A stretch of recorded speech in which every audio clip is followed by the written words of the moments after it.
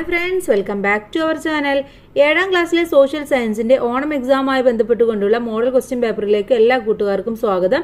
അപ്പോൾ നമ്മൾ ഓൾറെഡി ഒരു ക്വസ്റ്റ്യൻ പേപ്പർ അപ്ലോഡ് ചെയ്തിട്ടുണ്ട്. അപ്പോൾ ആവശ്യമായിട്ടുള്ള കൂട്ടുകാർ തീർച്ചയായിട്ടും പ്ലേലിസ്റ്റ് ചെക്ക് ചെയ്യുക. അപ്പോൾ നിങ്ങൾക്ക് കാണാൻ കഴിയും. അപ്പോൾ നമുക്ക് ഈ ക്വസ്റ്റ്യൻ പേപ്പറിലെ ക്വസ്റ്റ്യൻസ് എന്തൊക്കെയാണ്, അവയുടെ ആൻസേഴ്സ് എന്തൊക്കെയാണെന്ന് നോക്കാം. Okay, activity number 1, art, literature and cultural fairs also witnessed remarkable progress under Krishnadevaraya.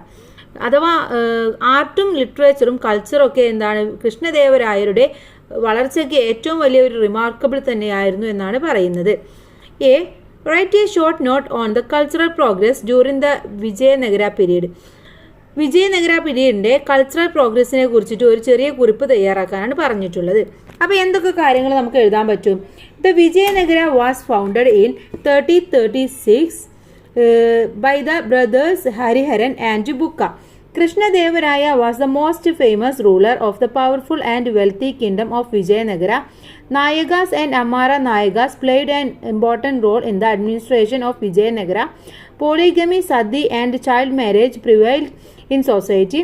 Brahmins were the dominant group in the society. Other sections of the society were mainly engaged in agriculture, trade and handicraft. എന്താണ് പറയുന്നത്? വിജയനഗര എന്നാണ് ഉണ്ടായത്? 1336 ബ്രദറായിട്ടുള്ള ഹരിഹരൻ്റെയും ബുക്കയുടെയും ഒരു വിജയമായിട്ടായിരുന്നു വിജയനഗരം ഉണ്ടായിട്ടുണ്ടായിരുന്നത്. കൃഷ്ണദേവരായരായിരുന്നു അതിലെ ഏറ്റവും famous ആയിട്ടുള്ള powerful ആയിട്ടുള്ള ഒരു റൂളർ എന്ന് പറയുന്നത്. അതുപോലെ തന്നെ വളരെ വെൽത്തി ആയിട്ടുള്ള ഒരു കിങ്ഡമായിരുന്നു വിജയനഗര എന്ന് പറയുന്നത്. നായക ആൻഡ് അമരനായക എന്ന് പറയുന്നവരാണ് ഇമ്പോർട്ടൻ്റ് ആയിട്ട് അഡ്മിനിസ്ട്രേഷൻ റോളിൽ ഉണ്ടായിരുന്ന ആളുകൾ. Then polygamy, sati child marriage, ഇതൊക്കെ അന്നത്തെ സൊസൈറ്റിയിൽ ഉണ്ടായിരുന്നു. ബ്രാഹ്മിൻസ് ആയിരുന്നു ഏറ്റവും ഡോമിനേറ്റ് ചെയ്ത് നിന്നിരുന്നത്. അതുപോലെ തന്നെ ബാക്കിയുള്ളവർ അഗ്രികൾച്ചർ, ട്രേഡ്, ഹാൻഡിക്രാഫ്റ്റ് ഇതൊക്കെ ആയിരുന്നു പ്രധാനമായിട്ടും ചെയ്തിരുന്ന തൊഴിൽ എന്ന് പറയുന്നത്. ഇനി ഇതിലെ ബി ചോദ്യം, the scholars adorn the court of Krishnadevaraya was known as. എന്താണ് കൃഷ്ണദേവരായയുടെ ആ കോട്ടിന് പറയുന്ന, ആ കോട്ടിലെ സ്കോളേഴ്സിന് പറയുന്ന പേരെന്തായിരുന്നു? അഷ്ടഡിംഗജാസ് എന്നുള്ളതായിരുന്നു. ഓക്കെ, ദെൻ ആക്ടിവിറ്റി നമ്പർ 2 നോക്കാം. Our constitution is the fundamental law of nation. Constitution എന്ന് പറയുന്നത് നമ്മുടെ രാജ്യത്തിന്റെ ഫണ്ടമെന്റൽ ലോ ആണ് അല്ലേ. First question, list out the main functions of the constitution. കോൺസ്റ്റിറ്റ്യൂഷന്റെ മെയിൻ ഫംഗ്ഷൻസ് എന്തൊക്കെയാണെന്ന് എഴുതാനാണ്. എന്തൊക്കെയാണ്? പ്രിസർവിങ് യൂണിറ്റി ഇൻ ഡൈവേഴ്സിറ്റി, യൂണിറ്റിയും ഡൈവേഴ്സിറ്റിയും ഒക്കെ കാത്തു സൂക്ഷിക്കുക. Defines the basic values and ideals of the nation.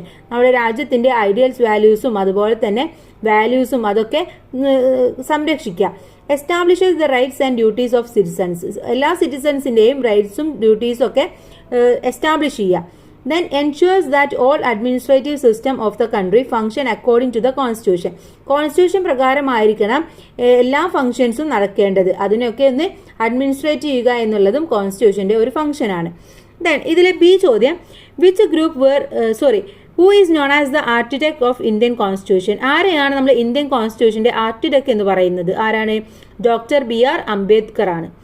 Then third question നോക്കൂ. Marginalisation is the progress of excluding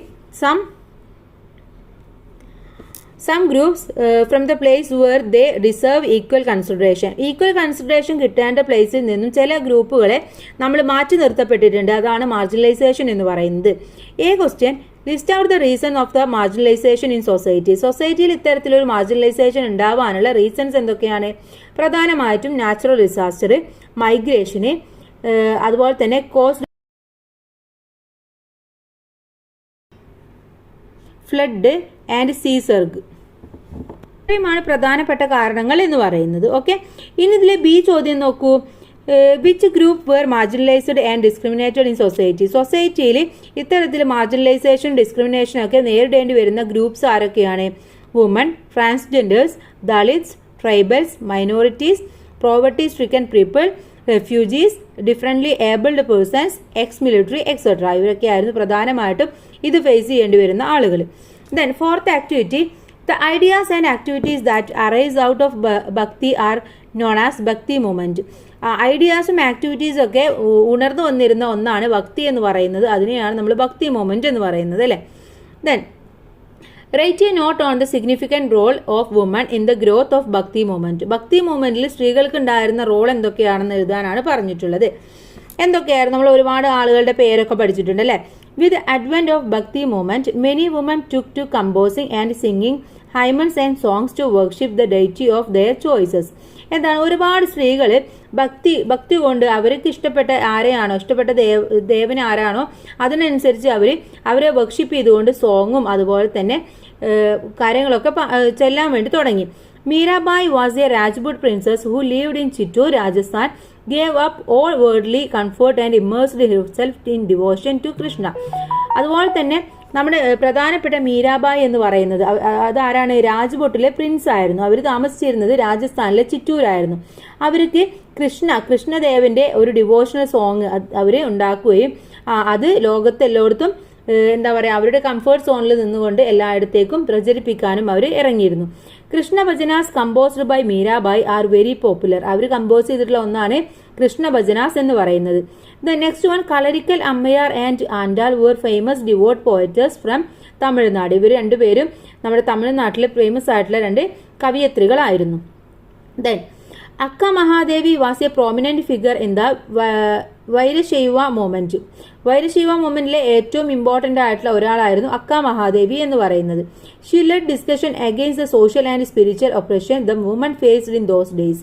ആ സമയത്ത് സ്ത്രീകൾ ഫേസ് ചെയ്തിരുന്ന ഒരുപാട് ഒപ്രഷൻസിനെയും അതുപോലെ തന്നെ അവർ നേരിടുന്ന ഒരുപാട് പ്രശ്നങ്ങൾക്കെതിരെയും ഇവർ ഡിസ്കഷനും കാര്യങ്ങളൊക്കെ വെച്ചിരുന്നു. ഓക്കെ, അപ്പോൾ ഇതൊക്കെയായിരുന്നു സ്ത്രീകളുടെ അന്നത്തെ ആ ഒരു ഭക്തി മൂവ്മെന്റിലുള്ള സാന്നിധ്യം എന്ന് പറയുന്നത്. Then B, what are the method adopted by Guru Nanak to propagate the ideas of religious tolerance and universal brotherhood? Universal ബ്രദർഹുഡും അതുപോലെ തന്നെ റിലീജിയസ് ടോളറൻസും പ്രൊപ്പഗേറ്റ് ചെയ്യാൻ വേണ്ടിയിട്ട് ഗുരുനാനക്ക് കൊണ്ടുവന്ന ഐഡിയ ഏതായിരുന്നു എന്നാണ് ചോദിച്ചിട്ടുള്ളത്. എന്തൊക്കെ ഐഡിയാസ് ആയിരുന്നു കൊണ്ടുവന്നിട്ടുണ്ടായിരുന്നത്? Guru Nanak attempted to harmonise the ideas of different religious. He travelled within and outside India to propagate his thought. എന്താണ്, ഗുരുനാനക്ക് ഡിഫറെന്റ് ആയിട്ടുള്ള ഒരുപാട് റിലീജിയൻസ് ആയിട്ടുള്ള ഒരുപാട് ഐഡിയാസ് കൊണ്ടുവന്നിട്ടുണ്ടായിരുന്നു. അതുമാത്രമല്ല അദ്ദേഹം ഇന്ത്യയുടെ അകത്തും പുറത്തും ആ ഒരു അദ്ദേഹത്തിന്റെ തോട്ട്സ് ഒക്കെ പ്രൊപ്പഗേറ്റ് ചെയ്യാൻ വേണ്ടിയിട്ട് അകത്തും പുറത്തൊക്കെ ട്രാവൽ ചെയ്യുന്ന ഒരാളായിരുന്നു. Guru Nanak was against the meaningless religious rituals. He propagate the message of one God. അദ്ദേഹത്തിന്റെ ഒരു മെസ്സേജ് ആയിരുന്നു വൺ ഗോഡ് എന്നുള്ളത്. He emphasised the importance of ലാംഗാർ or community kitchen where all classes of people could eat together. അതുപോലെ തന്നെ അദ്ദേഹത്തിന്റെ മറ്റൊരു തോട്ടായിരുന്നു ലാംഗാർ എന്നുള്ളത്, അഥവാ എല്ലാവരും ഒരൊറ്റ കിച്ചൺ എന്നുള്ള ഒരു മെസ്സേജ് ആയിരുന്നു അതിലൂടെ കൊണ്ടുവന്നിട്ടുണ്ടായിരുന്നു. എല്ലാവരും ഒരുമിച്ചിരുന്ന് ഭക്ഷണം കഴിക്കുക, അഥവാ ഭക്ഷണത്തിന്റെ കാര്യത്തിലും ഒരു ഇനീക്വാളിറ്റിയും ഉണ്ടാവാൻ പാടില്ല എന്നുള്ള ഒരു ചിന്തയിൽ നിന്ന് വന്നതായിരിക്കാം ചിലപ്പം ഈ ലാംഗാർ എന്നുള്ള തോട്ട്. അപ്പൊ അതും അദ്ദേഹം കൊണ്ടുവന്നതാണ്. ഇനി 5th ആക്ടിവിറ്റി നോക്കൂ. India as the largest written constitution in the വേൾഡിൽ തന്നെ ഏറ്റവും റിട്ടൺ കോൺസ്റ്റിറ്റ്യൂഷൻ, ഏറ്റവും വലിയ കോൺസ്റ്റിറ്റ്യൂഷൻ എന്ന് പറയുന്നത് ഇന്ത്യയുടേതാണ്. Complete the table related to the constituent assembly. Constituent അസംബ്ലിയിലെ ചില ടേബിൾസിലെ കുറച്ച് കാര്യങ്ങൾ മിസ്സിംഗ് ആണ്, അത് കംപ്ലീറ്റ് ചെയ്യാനാണ് പറഞ്ഞിട്ടുള്ളത്. ഫസ്റ്റ് മീറ്റിംഗ് എന്നായിരുന്നു 9th December 1946 ആണ്. ഓക്കെ, അപ്പോൾ അവിടെ ആൻസർ എന്ന് പറയുന്നത് 9 December 1946. Then doctor Rajendra Prasad എന്ന് കൊടുത്തിട്ടുണ്ട്. അദ്ദേഹം എന്തായിരുന്നു? ദ എലക്റ്റഡ് ചെയർമാൻ ആയിരുന്നു ഡോക്ടർ രാജേന്ദ്ര പ്രസാദ് എന്ന് പറയുന്നത്. Then constitution adopted and signed on. എന്നാണ് കോൺസ്റ്റിറ്റ്യൂഷൻ അഡോപ്റ്റ് ചെയ്തതും സൈൻ ചെയ്തതും? 26 November 1949 ആണ്. Okay, then constitution came into effect on. എന്നാണ് കോൺസ്റ്റിറ്റ്യൂഷൻ വന്നത്? 26 January 1950 വന്നിട്ടുണ്ടായിരുന്നത്. Then point out the situation that led to the formation of the Constituent Assembly. എന്തുകൊണ്ടാണ് അങ്ങനെ ഒരു കോൺസ്റ്റിറ്റ്യൂവന്റ് അസംബ്ലി ഉണ്ടാക്കിയത്? അതിന്റെ സിറ്റുവേഷൻ എന്തായിരുന്നു? എന്താണ്? After getting freedom from British rule. നമുക്ക് ബ്രിട്ടീഷ് റൂളിൽ നിന്നും നമുക്ക് ഫ്രീഡം കിട്ടിയതിനു ശേഷം we had lot of problems faced our country. ഒരുപാട് പ്രോബ്ലംസ് നമ്മുടെ നാട്ടിലുണ്ടായിരുന്നു. ലൈക്ക് ഇനീക്വാളിറ്റി, അതുപോലെ തന്നെ ഇൻജസ്റ്റിസ്, ഇതൊക്കെ ഉണ്ടായിരുന്നു. അതൊക്കെ ഇല്ലാതാക്കാൻ വേണ്ടിയായിരുന്നു നമ്മുടെ കോൺസ്റ്റിറ്റ്യൂഷൻ വന്നിട്ടുണ്ടായിരുന്നത്. ഇനി അടുത്ത ആക്ടിവിറ്റിയിലേക്ക് കടക്കാം. ആക്ടിവിറ്റി നമ്പർ 6 ആണ്. Bhakti Sufi movements where the 2 important cultural movements that spread across India during the medieval period. Medieval പീരീഡിൽ ഇന്ത്യയിൽ തന്നെ എന്താ പറയുക, ഒരു കൾച്ചറൽ മൂവ്മെന്റ് ആയിരുന്നു നമ്മുടെ ഭക്തി സൂഫി മൂവ്മെന്റ്സ് എന്ന് പറയുന്നത്, അല്ലെ? A question, what were the changes happened in the society as a result of Bhakti Sufi movement? ഭക്തി സൂഫി മൊമെന്റിന്റെ റിസൾട്ട് എന്നോണം നമ്മുടെ സൊസൈറ്റിയിൽ എന്തൊക്കെ ചേഞ്ചസ് ആണ് ഉണ്ടായത് എന്നാണ് ചോദിച്ചിട്ടുള്ളത്. എന്തൊക്കെയായിരുന്നു? നമുക്കറിയാം, religious tolerance, attitude against caste discrimination, attitude to question imposed customs, social equality, Hindu Muslim unity, gender equality, cultural integration. ഇതൊക്കെയായിരുന്നു പ്രധാനമായിട്ട് നമ്മുടെ സൊസൈറ്റിയിൽ വന്ന ചേഞ്ചസ് എന്ന് പറയുന്നത്. Then who was the famous writer of Urdu language? Urdu ലാംഗ്വേജിലെ ഫേമസ് ആയിട്ടുള്ള റൈറ്റർ എന്ന് പറയുന്നത് ആരാണ്? കബീർ, മാലിക് മുഹമ്മദ്, ജെയ്സി, അമീർ ഖുസ്രു. ആരാണ്? അമീർ ഖുസ്രു ആണ് ശരിയായിട്ടുള്ള answer. 7th question, the kings of the medieval period did a lot of work for the imperial expansion and development. നമ്മുടെ മിഡീവിയൽ പീരീഡിലെ രാജാക്കന്മാരൊക്കെ ഒരുപാടായിട്ടുള്ള വർക്കുകളും കാര്യങ്ങളൊക്കെ ചെയ്തിട്ടുണ്ട് അല്ലേ? എന്തിനു വേണ്ടിയിട്ടായിരുന്നു? നമ്മുടെ എക്സ്പാൻഷൻ ആൻഡ് ഡെവലപ്മെന്റ്, അവിടെ ഒരു ഡെവലപ്മെന്റ് ഉണ്ടാവാൻ വേണ്ടിയിട്ടായിരുന്നു. ചോദ്യം, compare and list out the mansabdari and amarnayaka practices. ഈ രണ്ടും കൂടിയിട്ട് കമ്പയർ ചെയ്യാനാണ് പറഞ്ഞിട്ടുള്ളത്. അപ്പോൾ ആദ്യം നമുക്ക് മൻസബീദാരി എഴുതാം. Mansabdari was the military system implemented by Akbar. ഇത് അക്ബർ ഇംപ്ലിമെന്റ് ചെയ്തിട്ടുള്ള ഒരു സിസ്റ്റമാണ്. Each officer had a regiment under him. അദ്ദേഹത്തിന്റെ അണ്ടറിൽ ഒരു ഓഫീസർ ഉണ്ടായിരിക്കും. The title mansabdari refers to the number of cavalry each officer is required to maintain. ഒരു ഓഫീസർ ഒരു നിശ്ചിത അളവിലുള്ള ആളുകളെ ആ മിലിറ്ററിയിൽ കൊണ്ടുവരാനുള്ള അധികാരമുണ്ടായിരുന്നു. The rank of the Manzamindari was determined by the number of soldiers to be maintained. ഓരോ മൻസമീന്ദാരുകളുടെയും rank നിശ്ചയിച്ചിരുന്നത് അവരുടെ കീഴിൽ എത്ര സോൾജേഴ്സ് ഉണ്ട് അതിനനുസരിച്ചായിരുന്നു. This system was implemented as alternative to maintain army paying directly from the state. ഇതെന്തിനായിരുന്നു ഇങ്ങനെ ഒരു system ഉണ്ടായിരുന്നത്? സ്റ്റേറ്റിന് എന്തെങ്കിലും ആവശ്യം വന്നു കഴിഞ്ഞിട്ടുണ്ടെങ്കിൽ ഇവരെയൊക്കെ വിളിക്കാം, അവരെയൊക്കെ മെയിൻറ്റെയിൻ ചെയ്യാനുള്ള രീതിക്കായിരുന്നു. ദെൻ എന്താണ് അമരനായക സിസ്റ്റം എന്ന് പറയുന്നത്? The military commanders were known as amaranayaka. അവരെന്താണ്? അമരനായക എന്നുള്ള പേരിലായിരുന്നു അവരുടെ കമാൻഡേഴ്സിനെ അറിയപ്പെട്ടിരുന്നത്. The king allotted lands known as amara to them. അവരെ എന്താണ്? അമര എന്നുള്ള ഒരു കിങ്, അങ്ങനെയായിരുന്നു, അവർക്ക് ഒരു അമര എന്നുള്ള ഒരു ലാൻഡ്സ് ഒക്കെ അവർക്ക് കൊടുത്തിരുന്നു. The administration of amara was carried out by amaranayaka. ഈ അഡ്മിനിസ്ട്രേഷൻ ഒക്കെ ക്യാരി ചെയ്തിരുന്നത് ഈ അമരനായകാസ് ആയിരുന്നു. ഇതായിരുന്നു അമരനായക സിസ്റ്റം എന്ന് പറയുന്നത്. ഇനി ഇതിലെ അടുത്ത ചോദ്യം, name the religious tax imposed during Mughal period. Mughal പീരീഡിൽ ഉണ്ടായിരുന്നുള്ള റിലീജിയസ് ടാക്സിന് പറയുന്ന പേരെന്തായിരുന്നു? ജാസിയ എന്നുള്ളതാണ്. Okay, Jasiya. Then 8th activity, a social condition that considers equal justice to everyone is essential for the growth and the existence of democratic society. ഒരു social condition, ഒരു equal consideration എന്ന് പറയുന്നത് എന്താണ്? ഒരു നല്ല ഡെമോക്രാറ്റിക് സൊസൈറ്റി ഉണ്ടാക്കാനുള്ള ഇത് വളരാൻ അത്യാവശ്യമാണെന്നാണ് പറയുന്നത്. ചോദ്യം, list out the social factors that considers every one for an ideal society. എല്ലാവർക്കും ഒരു ഐഡിയൽ സൊസൈറ്റി വേണമെന്ന് പറഞ്ഞുകൊണ്ടുള്ള സോഷ്യൽ ഫാക്ടേഴ്സ് എന്തൊക്കെയാണെന്നാണ് ചോദിച്ചിട്ടുള്ളത്. എന്തൊക്കെ സോഷ്യൽ ഫാക്ടേഴ്സ് കൊണ്ടായിരുന്നു അങ്ങനെ ഒരു ഐഡിയൽ സൊസൈറ്റി വേണമെന്ന് പറയുന്നത്? എന്തൊക്കെയാണ്? More policies for equality. ഈക്വാളിറ്റിക്ക് വേണ്ടിയിട്ട് ഒരുപാട് പോളിസീസ് കൊണ്ടുവരിക. More laws to prevent discrimination prevent ചെയ്യാൻ വേണ്ടിയിട്ട് ഒരുപാട് നിയമങ്ങൾ കൊണ്ടുവരിക. Access to quality education for all. എല്ലാവർക്കും നല്ല വിദ്യാഭ്യാസം കൊടുക്കുക. Transparency in appointments. എല്ലാവർക്കും അപ്പോയിൻമെന്റ്സിലൊക്കെ ട്രാൻസ്പെറൻസി കൊണ്ടുവരിക. അഥവാ വലിയ ആളുകളോ ചെറിയ ആളുകളോ അല്ലെങ്കിൽ ഒരു കാസ്റ്റോ ഒരു റിലീജിയനോ ഒന്നും നോക്കാതെ എല്ലാവർക്കും ട്രാൻസ്പെറൻസി ആയിട്ടുള്ള ഒരു അപ്പോയിൻമെന്റ് സിസ്റ്റവും കൊണ്ടുവരിക. ഇതൊക്കെയായിരുന്നു ഐഡിയൽ സൊസൈറ്റി എന്ന് പറയുന്നത്. ബി ചോദ്യം, why did our constitution completely prohibit discrimination. എന്തുകൊണ്ടാണ് നമ്മുടെ കോൺസ്റ്റിറ്റ്യൂഷന് കംപ്ലീറ്റ് ആയിട്ട് ഡിസ്ക്രിമിനേഷന് വേണ്ട എന്ന് പറയുന്നത്? എന്തുകൊണ്ടാണ്? അവിടെ ഒരു ക്രിയേറ്റ്സ് എക്കണോമിക് ഇനീക്വാളിറ്റി, അവിടെ ഒരു എക്കണോമിക് ഇനീക്വാളിറ്റി കൊണ്ടുവരാതിരിക്കാനും, denies safe physical environment, denies opportunities, creates gender discrimination. ഇതിനൊക്കെ വേണ്ടിയിട്ടായിരുന്നു അന്ന് എന്ത് പറഞ്ഞത്? ഡിസ്ക്രിമിനേഷൻ പ്രൊഹിബിറ്റ് ചെയ്യണമെന്ന് പറഞ്ഞിട്ടുണ്ടായിരുന്നത്. Then activity number 9, many ideas and provisions of our constitution were taken from the Government of India Act passed by the British in 1935. നമുക്കറിയാം നമ്മുടെ കോൺസ്റ്റിറ്റ്യൂഷനിലെ ഒരുപാട് പ്രൊവിഷൻസ് നമ്മൾ എടുത്തിട്ടുള്ളത്, ഒരുപാട് ഐഡിയാസ് എടുത്തിട്ടുള്ളത് എന്തിൽ നിന്നാണ്?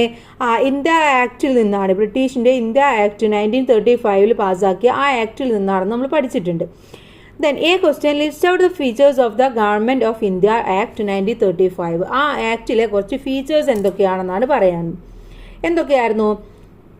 Bicameral legislature in 6 provisions, then 31 sections and 10 schedules, bicameral legislature at the centre, power divided between the centre and the provinces. ഇതൊക്കെയായിരുന്നു പ്രധാനമായിട്ടും അതിലുണ്ടായിരുന്ന ഫീച്ചേഴ്സ് എന്ന് പറയുന്നത്. ഓക്കെ, ഇതിൽ ബി ചോദ്യം, Indian freedom struggle became the foundation of our constitution. Evaluate. എന്താ പറയുന്നത്? നമ്മുടെ ഈ കോൺസ്റ്റിറ്റ്യൂഷൻ്റെ ഏറ്റവും വലിയ ഒരു ഫൗണ്ടേഷൻ എന്ന് പറയുന്നത് ഇന്ത്യൻ ഫ്രീഡം സ്ട്രഗിൾ ആയിരുന്നു. അതിനെ കുറിച്ചിട്ട് പറയാനാണ്, അതൊന്ന് ഇവാലുവേറ്റ് ചെയ്യാനാണ് പറഞ്ഞിട്ടുള്ളത്, വിലയിരുത്താൻ. എന്തൊക്കെ എഴുതാം? The first war of independence in 1857 help the people to develop a sense of nationalism based on religious harmony. നമുക്കറിയാം 1857 ഫസ്റ്റ് വേൾഡ് വാർ സംഭവിക്കുന്നത് അല്ലേ. അതോട് കൂടിയിട്ട് ആളുകൾക്കിടയിൽ ഒരു നാഷണലിസം ഡെവലപ്പ് ചെയ്യാൻ വേണ്ടി സാധിച്ചു. അതുപോലെ തന്നെ റിലീജിയസ് ഹാർമണിയും കൊണ്ടുവന്നു. The Indian National Congress formed in 1885 helped to develop a sense of nationalism among the people beyond caste, religion and regional thinking. അത് മാത്രമല്ല 1855 നമ്മളെ ഇന്ത്യൻ നാഷണൽ കോൺഗ്രസ് വന്നത്. അതെന്ത് ചെയ്തു? അവിടെ ഒരു നാഷണലിസം ഉണ്ടാക്കാനും അതുപോലെ തന്നെ ജനങ്ങൾക്കിടയിൽ കാസ്റ്റ്, റിലീജിയൻ അതുപോലെ തന്നെ റീജിയണൽ തിങ്കിങ് ഒക്കെ ഉണ്ടാക്കാൻ വേണ്ടിയിട്ട് സാധിച്ചു. The idea and values of freedom, equality based on social justice, brotherhood and religious harmony put forward by the national movement should be the foundation of our constitution. അതുപോലെ തന്നെ നമ്മുടെ കോൺസ്റ്റിറ്റ്യൂഷനിലുള്ള brotherhood, religious harmony, social justice ഇതൊക്കെ കൊണ്ടുവന്നിട്ടുള്ളത് എവിടുന്നാണ്? ഇതിൽ നിന്നാണ്. ഇതിന്റെ ഒരു ആഫ്റ്റർ എഫക്റ്റ് ആയിട്ടാണ് അതൊക്കെ കൊണ്ടുവന്നിട്ടുണ്ടായിരുന്നത്. Then, activity number 10, examples of cultural integration in all spheres of human life can be seen in the Mughal and Vijayanagara rules. നമുക്കറിയാം വിജയനഗര മുഗൾ റൂൾസിലൊക്കെ എന്താണ്, അവിടെ ഒരു ഹ്യൂമൻ ലൈഫിൽ എന്തൊക്കെ കൾച്ചറൽ ഇൻ്റഗ്രേഷൻ ആണ് നടന്നിട്ടുള്ളത് എന്നൊക്കെ നമ്മൾ പഠിച്ചിട്ടുള്ളതാണ്. ഈ ചോദ്യം, arrange the following in the table properly.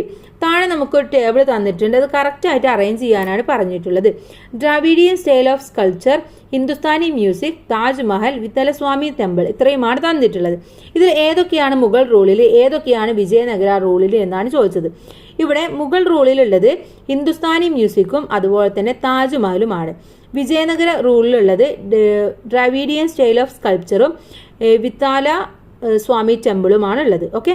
B ചോദ്യം, which is the new capital city build by Akbar. Akbar build ചെയ്തിട്ടുള്ള ന്യൂ ക്യാപിറ്റൽ സിറ്റി ഏതായിരുന്നു? ഫത്തേപൂർ സിക്രിയാണ്. ഓക്കെ, ഫത്തേപൂർ സിക്രിയാണ് അദ്ദേഹം ഉണ്ടാക്കിയിട്ടുണ്ടായിരുന്നത്. അതിനുശേഷമാണ് അവിടെ ഇബാദത്ത് ഖാന എന്നുള്ളത് കൊണ്ടുവന്നത്. അതൊക്കെ ഇബാദത്ത് ഖാനയും ഇമ്പോർട്ടൻ്റ് ആയിട്ടുള്ളതാണ്. അപ്പോൾ അതും കൂട്ടുകാർ പഠിച്ചു വെക്കുക. ഓക്കെ, അപ്പോൾ ഇത്രയുമാണ് ഈ ഒരു ക്വസ്റ്റ്യൻ പേപ്പർ എന്ന് പറയുന്നത്. എല്ലാവർക്കും നല്ല മാർക്കിനെ സ്കോർ ചെയ്യാൻ കഴിയട്ടെ. Thanks for watching.